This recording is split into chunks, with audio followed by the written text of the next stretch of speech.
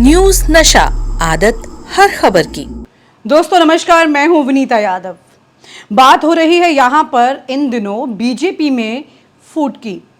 अब तो आलम यह है कि कांग्रेस ने ये तक कह दिया है कि जब वो चाहे तब सरकार गिरा सकते हैं। अगर सरकार के गणित को आप देखें तो किसी तरह से इस बार नरेंद्र मोदी ने अपने गणित को बचाया है और बचाते हुए किसी तरह से वो कुर्सी पर बैठ गए हैं।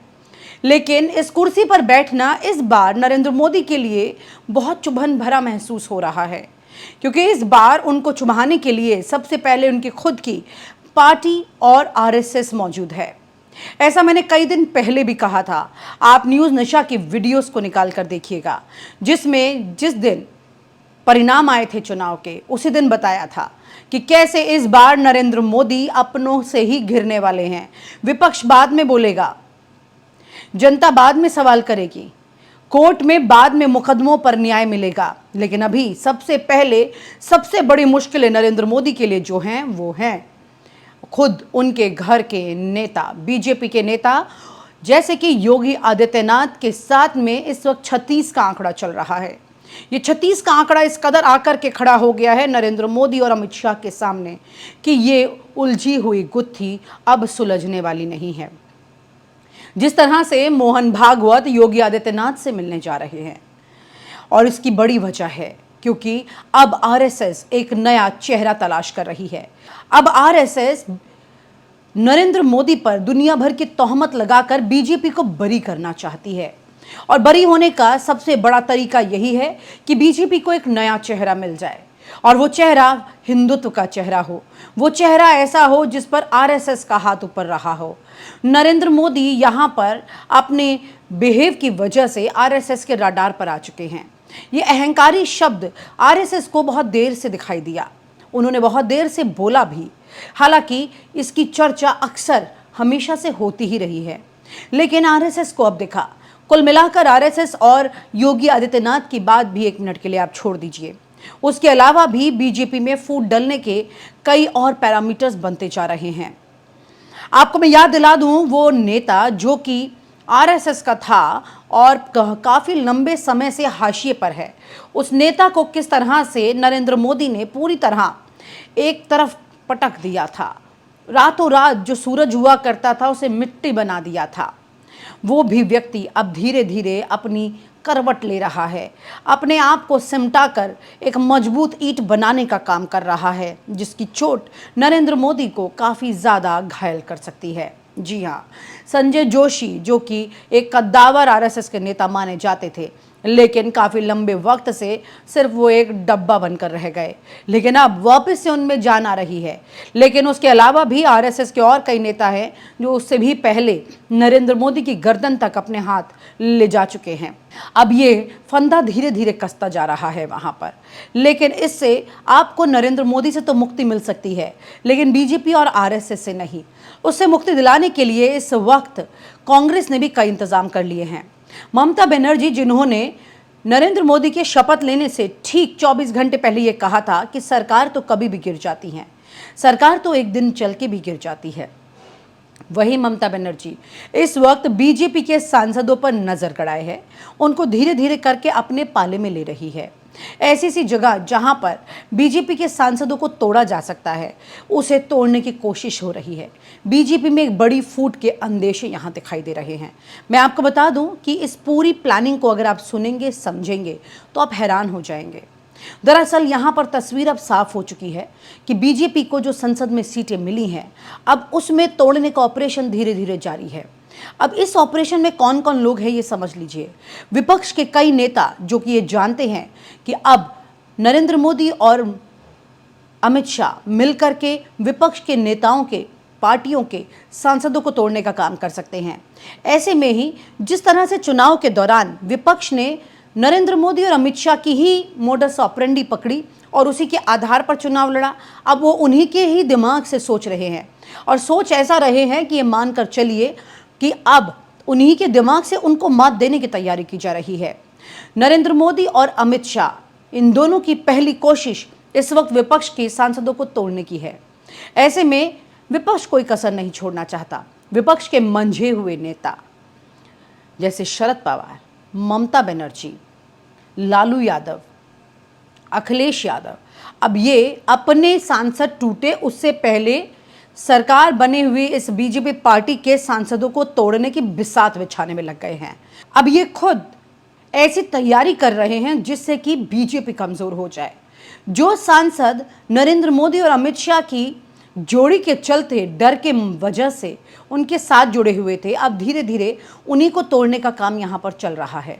अब यहां पर तोड़ने की प्रक्रिया कुछ इस तरह से चल रही है जो कि खुद नरेंद्र मोदी और अमित शाह को पता नहीं चलेगा कि जमीन कब उनके कदमों से खिसक गई। विपक्ष इस वक्त अंदर ही अंदर पूरी तरह से प्लानिंग में लगा है कि कब और कैसे नरेंद्र मोदी की सरकार को चुटकियों में गिरा दे। जी हाँ, इसी चुटकियों में गिराने की बात जो है वो ममता बनर्जी ने की। कांग्रेस भी इस तरह की बात इस वक्त कर रही है। आपको याद होगा कि जब चुनाव के परिणाम आए थे और नरेंद्र मोदी ने सरकार बनाने का दावा पेश किया था, उस वक्त राहुल गांधी ने कहा था कि हम इंतजार करेंगे। ये इंतजार दरअसल इस बात का था कि असल में ये कितना कुछ तोड़फोड़ करने के बाद में एक मजबूत सरकार बनाने में कामयाब होते हैं। ये वेट एंड वॉच पर विपक्ष ने इसे ऑब्जर्व करने की रणनीति बनाई। अब वो इस रणनीति के बाद अगले कदम पर बढ़ना चाहते हैं। अब वो जानते हैं कि नरेंद्र मोदी इससे ज्यादा आगे कहीं नहीं जाने वाले। अब उन्होंने अपना पासा खेलने की तैयारी शुरू कर दी है। इस वक्त विपक्ष जिस तैयारी में लगा है उसका अंदाजा अगर आप देखेंगे तो आप समझ जाएंगे कि किस तरह से इस वक्त उन्होंने विपक्ष होने के बावजूद सरकार के सांसदों को तोड़ने की तैयारी शुरू कर दी है। जैसे कि ममता बनर्जी की 3 सांसदों के टच में है बीजेपी के और उनको कभी भी तोड़कर अपने साथ ला सकती है। ऐसे ही कांग्रेस ने और जगहों पर ये सेम कोशिशें की है, जिसके चलते अब इनके लिए मुश्किल नहीं होगा कि रातों रात नरेंद्र मोदी और अमित शाह की सरकार को गिरा सके।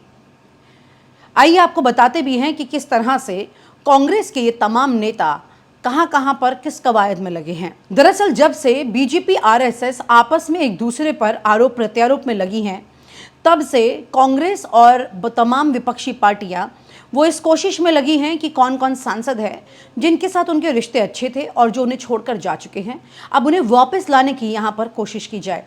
क्योंकि बीजेपी में जाने के बाद भी उनके साथ कुछ ऐसा नहीं हुआ जिस उम्मीद में वो वहां गए थे। इस तरह के तमाम नेताओं को तोड़ने की कोशिश अब एक बार यहां पर शुरू हो गई है। जो भी लोग ईडी सीबीआई के डर के मारे वहां गए थे, अब उनका ये डर खत्म होने लगा है क्योंकि नरेंद्र मोदी कमजोर हो गया है।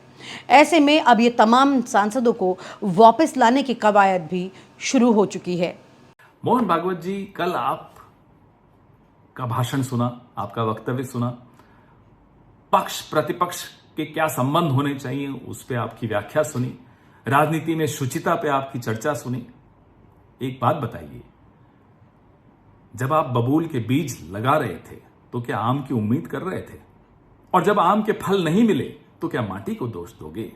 ये बीज आप ही ने लगाए हैं। जो आज बबूल का एक वृक्ष है, वृक्षासन लगाता हुआ दिख रहा है, ये आप ही ने लगाया था। अब बोलकर क्या फायदा? जब हाथरस में एक दलित बच्ची का बलात्कार होता है, हत्या हो जाती है, तब आप चुप रहते हैं। जब देश की राजधानी के बाहर सड़क पर मौसम और पुलिस की मार झेलता हुआ किसान बैठा होता है, तब आप चुप रहते हैं। जब बिल्किस बानो के बलात्कारियों को रिहा किया जाता है, उनका आप ही के वैचारिक बंधुओं द्वारा स्वागत किया जाता है, तब आप चुप रहते हैं। जब अखलाक और पहलू खान की निर्दयतापूर्वक हत्या की जाती, तब आप चुप रहते हैं। जब कन्हैयालाल टेलर के हत्यारों का सीधा सीधा संबंध भारतीय जनता पार्टी से निकलता है, आप कुछ नहीं बोलते, आप चुप रहते हैं। जब मध्य प्रदेश के सागर या गुना में या उत्तर प्रदेश के लखनऊ में दलितों के मुंह में पेशाब फेंका जाता है, डाला जाता है, आप तब भी चुप रहते हैं। अब बोलकर क्या फायदा? अब आप अप्रासंगिक हो चुके हैं मोहन भागवत जी, और आपको अप्रासंगिक किया है आपकी चुप्पी ने, आपको अप्रासंगिक किया है नरेंद्र मोदी ने, अमित शाह ने, भारतीय जनता पार्टी ने। अब इस समाज को, इस लोकतंत्र को आपकी आवश्यकता नहीं रही है। आखिरी मौका आया था कि जब भारतीय जनता पार्टी के नेता लगातार संविधान बदलने की बात कर रहे थे, आप तब भी चुप रहे, आप नहीं बोले। अब इस संविधान को, इस लोकतंत्र को और इस समाज को राष्ट्रीय स्वयंसेवक संघ की या मोहन भागवत जी आपकी आवश्यकता नहीं है। ये अपने आप को, अपनी रक्षा करना, अपने आप को रीबूट करना, जानता है, समझता है, ये ताकत उसको संविधान ने दी। आप बोलते हैं, हम सुन लेते हैं। आप बोलिए, हम सुन लेंगे। अगर आप उस वक्त बोलते तो शायद आपकी इस बात को हम सब गंभीरता से लेते। नरेंद्र मोदी आपकी बात को गंभीरता से नहीं लेते हैं, न पहले ली थी, न अब लेंगे। आपको बोलना आपका स्वागत है, आप बोलते रहिए, लेकिन मैं फिर दोहराता हूं, इस समाज को आपकी आवश्यकता अब नहीं रही। आप अप्रासंगिक हो चुके हैं। जय हिंद। और आप हमसे जुड़े रहने के लिए सब्सक्राइब करें YouTube पर, फॉलो करें Twitter पर और लाइक करें Facebook पर। और ज्यादा जानकारी के लिए आपको टाइप करना होगा सिर्फ न्यूज़ नशा।